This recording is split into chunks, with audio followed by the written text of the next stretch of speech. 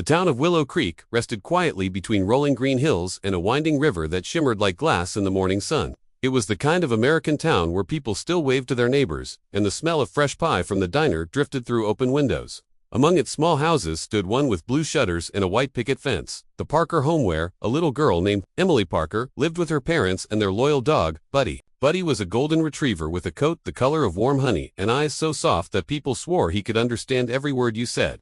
He had come into Emily's life when she was 5, a rescue pup found trembling near a gas station. From the very first day, the two were inseparable. Wherever Emily went, Buddy followed. Through the backyard, across the fields, even into her tiny treehouse where he barely fit. Every morning, long before the world fully woke, Buddy would nudge open Emily's door and rest his head beside her bed. 5 more minutes, she'd mumble, pulling the blanket over her face. Buddy would whine softly, tail sweeping the wooden floor until she finally sat up, laughing. Then came breakfast, Emily with her cereal and Buddy with his bowl of kibble, both eating side by side as sunlight poured through the kitchen window. When it was time for school, Emily grabbed her red backpack and called, "Come on, Buddy, let's go." Together they walked down Maple Street, past Mr. Henderson's mailbox and the line of golden trees that looked like they'd been dipped in sunlight. The bus stop was nothing fancy, just a weathered wooden bench beside a crooked sign but to Emily and Buddy. It was their special place. Buddy would sit beside her while she waited, his tail brushing the dust, his head resting on her knee. The other kids loved him too. They'd pat his head and giggle when he offered a paw in greeting. Even the bus driver, Mr. Reynolds, had grown fond of him. "Morning, partner," he'd say through the open door. "Keep her safe till I get back." Buddy would bark once, as if saluting a fellow soldier. As the yellow bus disappeared behind the hill, Buddy would stay there a moment longer, watching the dust settle before trotting back home. The neighbors were used to seeing his golden figure wandering back along the sidewalk, proud and content. In the afternoons, like clockwork, he'd return to the same spot a few minutes before the bus arrived. When Emily stepped down, Buddy would bound toward her, ears flapping, and she would laugh so loudly that even passing cars slowed to smile. For years, this was their rhythm and unspoken promise between girl and dog. Then came the October morning that changed everything. The day began differently. Gray clouds gathered, and the air smelled of rain. Emily tugged on her raincoat while her mother called from the kitchen. "Bus will be here any minute." Buddy sat by the door, anxious, sensing the storm outside. "Don't worry," Emily whispered, crouching to kiss his nose. "I'll be home before you know it." At the bus stop, wind tugged at her hood. Buddy sat close, leaning into her leg for warmth. When the bus arrived, the wipers screeched against the windshield. "See you later, Buddy," Emily called, climbing aboard. Buddy watched her take her seat by the window, pressing her small hand against the glass. He barked once as the bus rumbled away. That afternoon, the rain came harder than anyone expected. Thunder rolled across the valley. By the time the clock struck 3, puddles had turned to streams running down the gutters.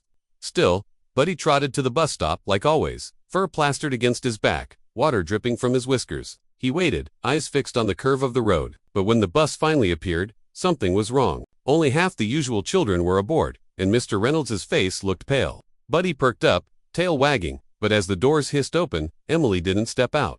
Mr. Reynolds stared at him for a moment, then quietly closed the door and drove away. Buddy stayed. Minutes turned to hours. The rain soaked the bench. The streetlights flickered on, and still he waited. Cars passed, splashing water over his paws, yet he didn't move. At home, the Parkers paced the porch, calling his name through the storm. When he finally returned, long after dark, he was shivering but calm. He simply sat by the door, eyes fixed toward the road. That night, the town was filled with the sound of sirens. People whispered of an accident on the old bridge, south of town, mudslides, heavy rain, a bus that nearly went over the edge.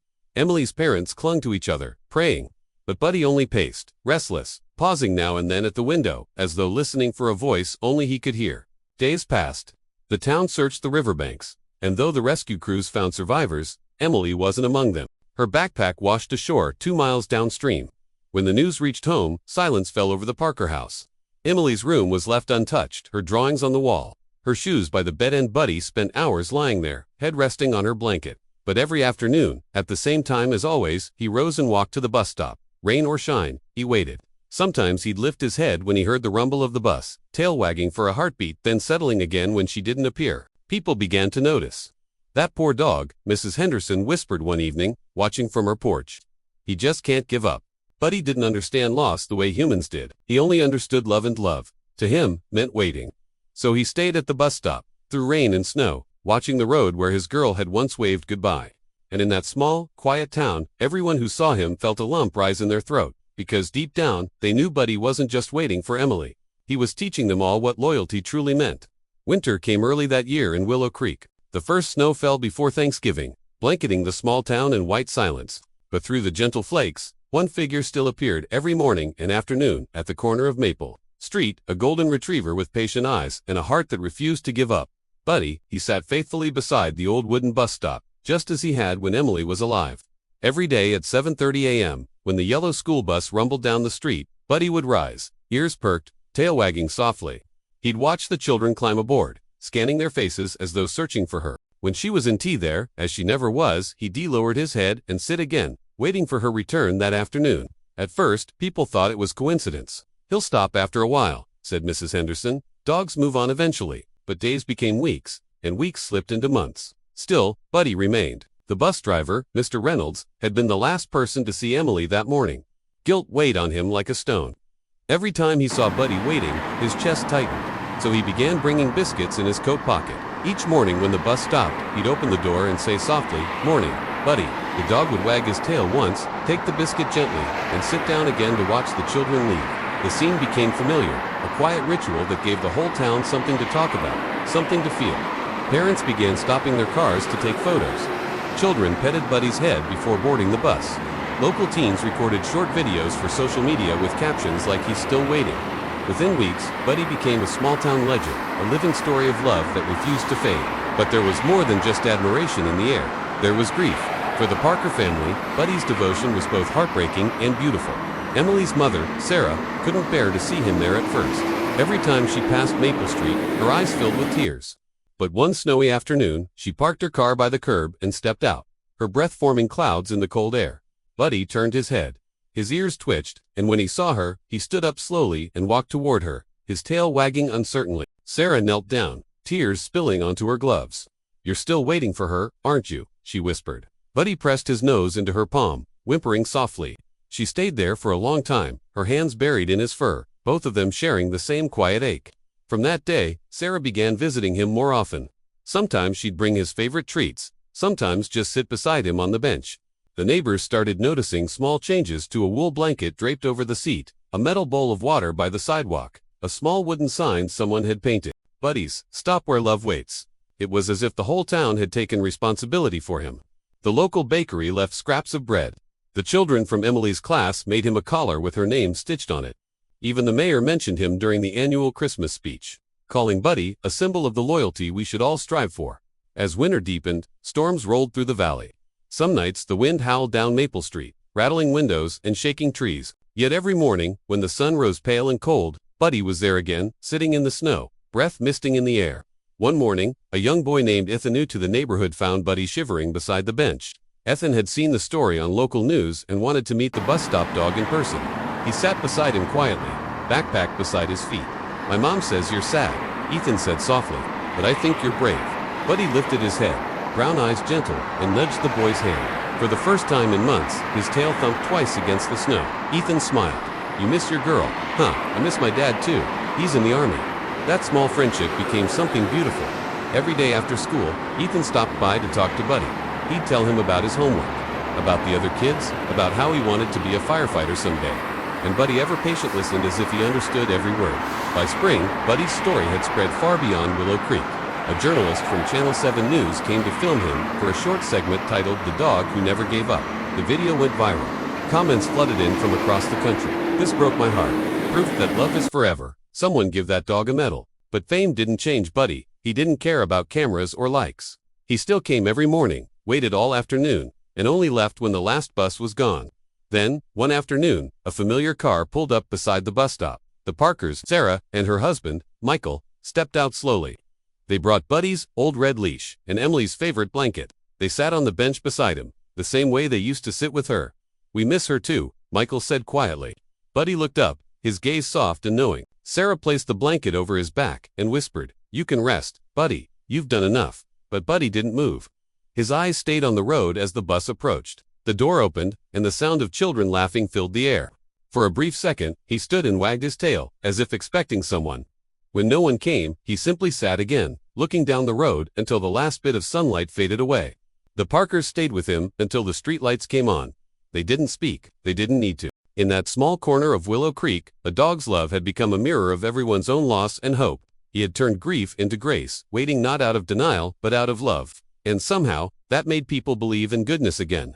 Spring melted into summer, and the little town of Willow Creek bloomed again.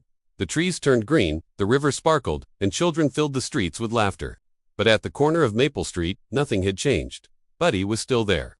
Every morning, as the sun rose behind the hills, the old retriever walked down the familiar sidewalk. His golden fur, once bright and soft, had started to fade into silver. His steps were slower now, his breaths heavier, but his purpose, the reason his heart kept beating, remained as strong as ever. He waited for Emily. The people of the town had long accepted Buddy as part of their lives. He wasn't just a dog anymore, he was their story, their symbol. Children grew up hearing about him.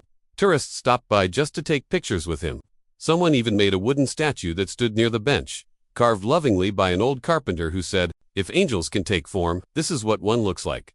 But behind all the admiration was a quiet truth. Buddy was getting old. His body was growing weaker. Ethan, the young boy who had befriended him, noticed it first. One morning before school, he saw Buddy struggling to climb the curb. Ethan dropped his backpack and ran to help, gently guiding him to the bench. "Hey, old guy," Ethan said softly, brushing Buddy's fur. "You okay?" Buddy looked up at him with those deep brown eyes that carried both love and time. He rested his head on Ethan's lap, tail wagging faintly. That afternoon, when Ethan told his mom, she smiled sadly. "He's just tired, sweetheart. He's been waiting a long time." But Buddy didn't stop coming. Rain or shine, cold or heat, he'd appear like clockwork, sitting where he always had.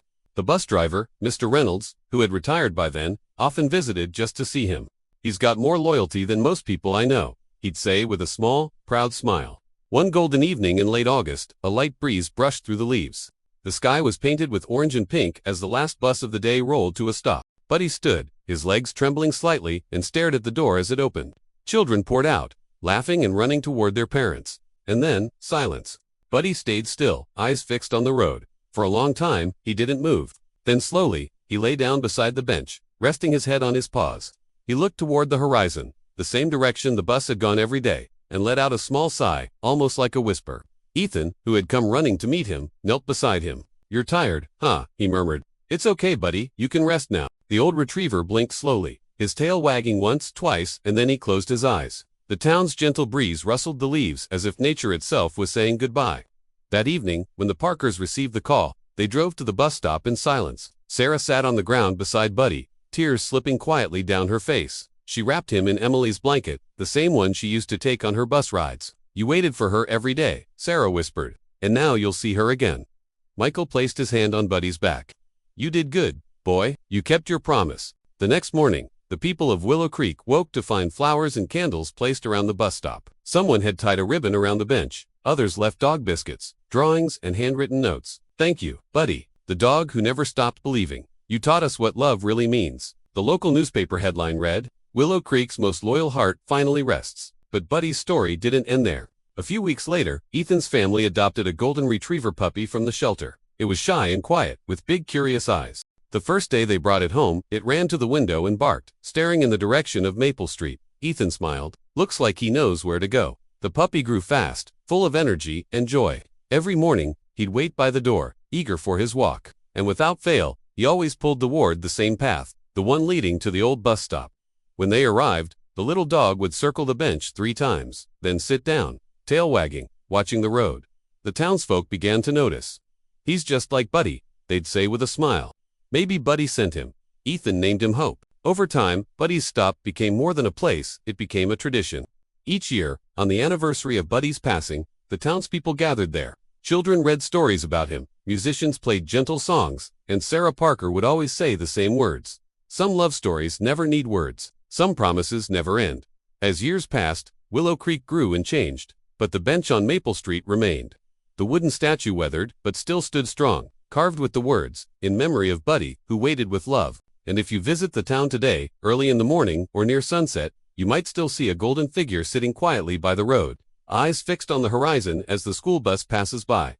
Some say it's Hope, still carrying on Buddy's spirit. Others swear they've seen 2 figures, one real, one almost glowing, sitting side by side. Maybe that's just what happens when love refuses to fade. Because in the heart of Willow Creek, The story of one loyal dog became a timeless promise, a promise that never ends.